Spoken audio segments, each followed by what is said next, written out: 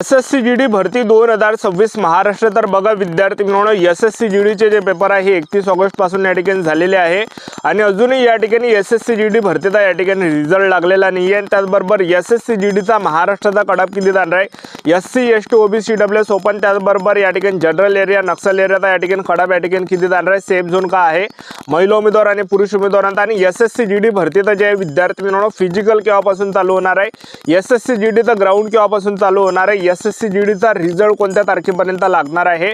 तर भरपूर विद्यार्थ्यांच्या वारंवार एकच कमेंट होती की सर एसएससी जीडी भरतीचा रिझल्ट कधीपर्यंत लागणार आहे, यावर एक व्हिडिओ बनवा।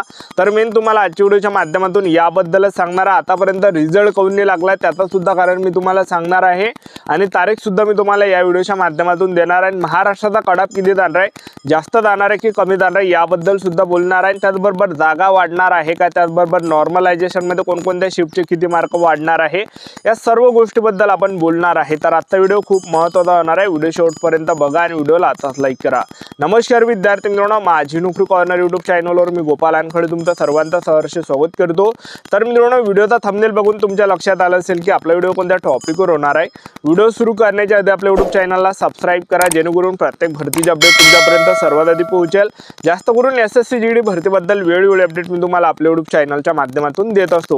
व्हिडिओ सुरू करण्याच्या अगोदर सर्वांना एक रिक्वेस्ट आहे, तुम्ही आपला व्हिडिओ कोणत्या जिल्ह्यातून पाहू राहिले नक्की कमेंट बॉक्समध्ये सांगा, जेणेकरून मला सुद्धा अंदाज लागणार आहे की आपला व्हिडिओ कोणकोणत्या जिल्ह्यापर्यंत पोहोचू राहिला। बघा विद्यार्थी मित्रांनो, एसएससी जीडीचे या ठिकाणी पेपर होऊन जास्त टाइम झाला, म्हणजे बघा 31 मे 2026 ला एसएससी जीडीचे पेपर झाले होते आणि त्याच्यानंतर जे विद्यार्थी मित्रांनो 16 जूनच्या आसपास त्या ठिकाणी आन्सर की आली होती, एक लक्षात ठेवा।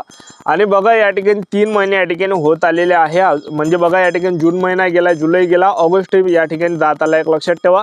तर ऑगस्टच्या एंडिंग पर्यंत आपल्याला या ठिकाणी एसएससी या ठिकाणी पाहिलं तर आपण एंडिंग या ठिकाणी आलो, ऑगस्टची एंडिंग सध्याच्या कंडिशनला आलेली आहे। बघा एसएससी जीडीचा यावर्षी जे विद्यार्थी मित्रांनो महाराष्ट्राचा जो कडापा हा कमी जाणार आहे, डाऊन जाणार आहे। त्याचं जे कारण आहे, यावर्षी पेपर तुम्ही पाहिलं असेल अवघड पेपर आला होता, म्हणजे कठीण पेपर आला होता आणि मान्य करतो काही काही विद्यार्थ्यांचा पेपर सोपा होता, काही काही विद्यार्थ्यांची जी शिफ्ट होती हे सोपी होती, एक लक्षात ठेवा।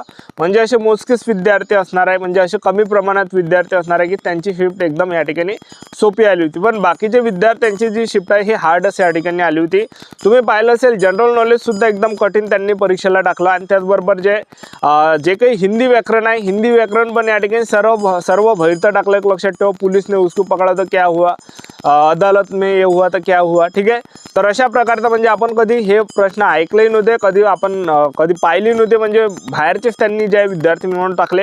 हिंदी व्याकरणला जर आपण पाहिलं तर जसं मुहावरे झालं शब्द, त्याचबरोबर वाक्यांशील एक शब्द झालं, त्याचबरोबर या ठिकाणी जे पर्यायवाची शब्द झालं, त्याचबरोबर मुहावरा झाला, ठीक आहे। तर याच्यातलं एकही त्या ठिकाणी आलं नाही, सर्व काही त्यांनी बाहेरचं टाकलं त्यांच्या मनानं, ठीक आहे। आणि त्याचबरोबर बुद्धिमत्ता चाचणी म्हणजे रिझनिंग त्या ठिकाणी सोपं होतं, मी या ठिकाणी मान्य करतो। 20 पैकी जे 17 तरी प्रश्न सोपे होते, बाकी 3 प्रश्न हार्ड होते, म्हणजे 3 प्रश्न असे होते की त्यांनी कन्फ्यूज करणारे टाकले होते। आणि त्याचबरोबर गणित पण त्या ठिकाणी थोडंफार सोपं होतं, पण काही हार्ड पण त्या ठिकाणी होतं, म्हणजे 15 तरी 20 पैकी 15 तरी सोपे होते, पण 5 थोडेफार हार्ड होते।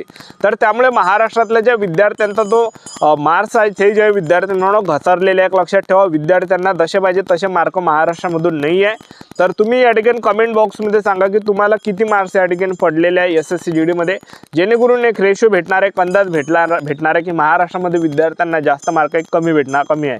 तर बघा दरवर्षीचे विद्यार्थी मित्रांनो हिंदी भाषिक राज्यवाले विद्यार्थ्यांना जास्त मार्क पडते दरवर्षी। आता मागच्या वर्षी तुम्ही पाहिता तसं उत्तर प्रदेश, बिहार, मध्य प्रदेश झालं, दिल्ली झालं, त्याचबरोबर पंजाब, हरियाणा हे काही हिंदी स्टेट आहे, इकडल्या विद्यार्थ्यांना जे विद्यार्थी मित्रांनो दरवर्षी 160 पैकी 150 140च्या वरचा स्कोअर त्यांचा राहते। पण त्यांनी सुद्धा यावर्षी सांगितलं की आमचा यावर्षी जो स्कोअर आला फक्त 120 125च्या दरम्यान आमचा स्कोअर आलेला आहे आणि महाराष्ट्रातल्या विद्यार्थ्यांचा जो स्कोअर आहे त्यांच्यापेक्षा लई डाऊन राहते, लई कमी राहते, एक लक्षात ठेवा। तर यावर्षी महाराष्ट्राचा कडाप खूप डाऊन जाणार आहे, त्याचं जे कारण आहे, पहिली गोष्ट जागा वाढणार आहे। सध्याच्या कंडिशनला 25,000 जागांसाठी वॅकन्सी चालू आहे, यामध्ये 25,000 जागा वाढणार आहे, टोटल वॅकन्सी 50,000 जागांसाठी होणार आहे। आणि दुसरी गोष्ट एसएससी जीडीमध्ये नॉर्मलायझेशनचे मार्क्स वाढणार आहे, म्हणजे 15 पर्यंत तुमचे मार्क्स वाढणार आहे। आणि तिसरी गोष्ट जे विद्यार्थी मित्रांनो कडाप डाऊन जाणार आहे, ज्यावेळेस एसएससी जीडीचे पेपर होते होते, तर त्या कंडिशनला पोलीस भरती सुद्धा चालू होते. सगळे जे विद्यार्थी म्हणजे 16 लाख विद्यार्थ्यांनी पोलीस भरतीमध्ये फॉर्म भरला होता. ते 16 लाख विद्यार्थी पोलीस भरतीच्या तयारीकडे लक्ष होतं, इकडे SSC GDवर लक्ष नव्हतं. ठीक आहे. आणि तेवढ्यातच अग्निवीर आर्मी रॅली भरतीचे सुद्धा या ठिकाणी अग्निवीर आर्मी रॅली भरतीचे पेपर सुद्धा त्यावेळेस चालू होते. त्यामुळे जे काही अग्निवीर लाईनमधले जे विद्यार्थी ते अग्निवीरची तयारी करत होते, इकडे SSC GDमध्ये त्यांनी जास्त लक्ष ठेवलं नाही. भरपूर विद्यार्थ्यांचं दुर्लक्ष या ठिकाणी SSC GDच्या एक्झामवर या ठिकाणी झालं यावर्षी, एक लक्षात ठेवा. तर त्यामुळे विद्यार्थ्यांना कमी मार्क्स या ठिकाणी पडलेले आहे, विद्यार्थ्यांचे जे मार्क्स आहे हे घसरलेले आहे.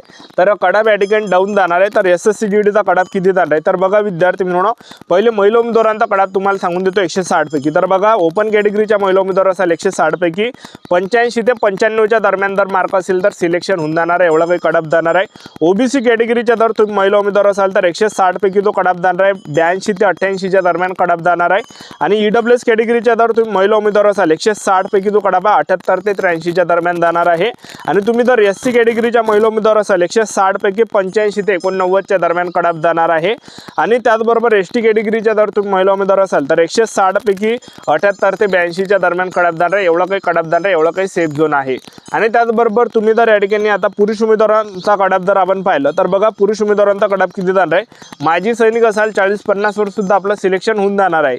आता तुम्ही जर जनरल एरियामधून पुरुष उमेदवार असाल तर बघा जनरल एरियाचा पुरुष उमेदवारांचा कडाप किती जाणार आहे.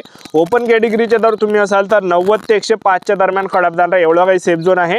आणि तुम्ही जर OBC कॅटेगरीचे जर तुम्ही पुरुष उमेदवार असाल तर जवळपास या ठिकाणी 88 ते 98च्या दरम्यान कडाप जाणार आहे, एवढा काही सेफ झोन आहे. आणि EWS कॅटेगरीचे जर तुम्ही पुरुष उमेदवार असाल तर 85 ते 95च्या दरम्यान या ठिकाणी कडाप जाणार आहे पुरुष उमेदवारांचा. आणि SC कॅटेगरीचे जर तुम्ही पुरुष उमेदवार असाल तर 85 ते 92च्या दरम्यान कडाप जाणार आहे, एवढा काही सेफ झोन आहे. ST कॅटेगरीचे जर तुम्ही पुरुष उमेदवार असाल तर 80 ते 88च्या दरम्यान कडाप जाणार आहे, एवढा काही सेफ झोन आहे, एवढा काही कडाप जाणार आहे. आता नॉर्मलायझेशनमध्ये कोणकोणत्या शिफ्टचे किती वाढणार आहे, तर बघा विद्यार्थी मित्रांनो, नॉर्मलायझेशनची जी शिफ्ट राहते तर हे कायच्यासाठी राहते, एखाद्या विद्यार्थ्याला जर या ठिकाणी पेपर त्याचा सोपा आला, त्याचे मार्क वाढते, तर त्याचे मार्क म्हणजे सांगायचं एवढं, एखाद्या विद्यार्थ्यांचा पेपर एकदम हार्ड आला तर त्याला मार्क वाढवायचे. आणि त्याचबरोबर एखाद्या विद्यार्थ्यांचा पेपर सोपा आला तर त्याचे मार्क घटवायचे. यासाठी नॉर्मलायझेशनची सिस्टीम असते, एक लक्षात ठेवा. ठीक आहे. तर बघा आता या ठिकाणी तुमचा जर एकदम हार्ड पेपर असेल तर तुम्हाला या ठिकाणी 10 ते 15 मार्क नॉर्मलायझेशनमध्ये वाढणार आहे. तुमचा पेपर एकदम हार्ड आणि एकदम सोपा आहे तर तुम्हाला 5 ते 10 मार्क नॉर्मलायझेशनमध्ये वाढणार आहे. तुमचा पेपर जर एकदम सोपा असेल तर तुम्हाला 2 ते 5 मार्क नॉर्मलायझेशनमध्ये वाढणार आहे, जास्त नाही वाढणार आहे. ठीक आहे. तर अशा प्रकारे नॉर्मलायझेशनमध्ये मार्क वाढणार आहे. आता SSC GD भरतीचा अजून रिझल्ट कोण नाही लागला, काय कारण आहे त्याच्या मागं, तर बघा विद्यार्थी मित्रांनो, SSC GDचं जे ग्राउंड आहे हे CRPF कंडक्ट करते, एक लक्षात ठेवा. आणि SSC GDचे जे कडाप लावण्याची प्रक्रिया चालू आहे. आता सध्याच्या कंडिशनला CRPFचे जे जवान आहे तर पश्चिम बंगालचं इलेक्शन होतं, तिकडे ते बिजी होते. त्याचबरोबर आता अमरनाथले त्यांच्या ड्युटी आहे. ठीक आहे. तर हे काय कारण आहे या ठिकाणी रिझल्ट लागून नाही आला आतापर्यंत. तर SSC GDचा रिझल्ट कधीपर्यंत लागणार आहे, तर जवळपास आपल्याला 31 ऑगस्टच्या अंदर 31 ऑगस्टपर्यंत रिझल्ट पाहायला भेटणार आहे. ग्राउंड कधी होणार आहे, तर SSC GDचं ग्राउंड जे सप्टेंबरच्या एंडिंगपर्यंत आपल्याला पाहायला भेटणार आहे. कारण की बघा जे काही CRPF आहे तर ते जे विद्यार्थी मित्रांनो अमरनाथ तिकडे त्यांच्या ड्युट्या बिझी शेड्यूल तिकडे त्यांचा आहे, तर त्यामुळे सप्टेंबरच्या एंडिंगपर्यंत ग्राउंड होणार. आपलं यूट्यूब चॅनल सबस्क्राईब करून ठेवा, व्हिडिओ अपडेट देत राहणार. याच्यासाठी तर थांबतो, भेटा नेक्स्ट व्हिडिओमध्ये. जय जवान.